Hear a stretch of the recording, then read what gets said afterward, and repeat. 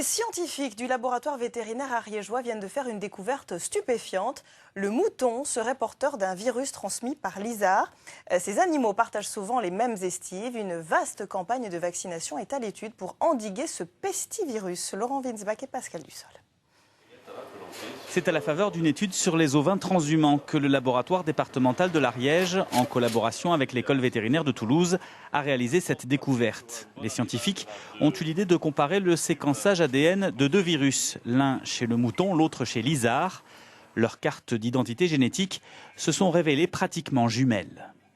Les souches isard et les souches ovines, elles sont de 4 ou 5 natures différentes, sont quasiment identiques.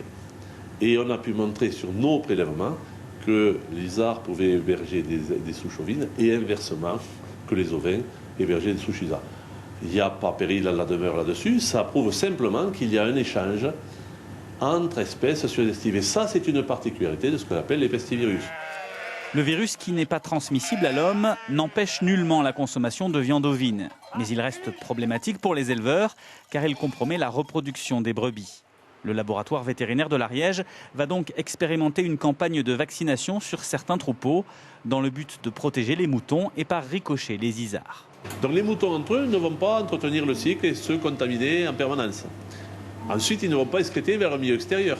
Donc, de ce côté-là, on réduit un peu la pression éventuelle vers l'isard. Mais si d'aventure l'isard voulait passer quelques pestivirus à nos amis moutons, ça bloquerait cette circulation parce que les moutons ne seraient pas réceptifs.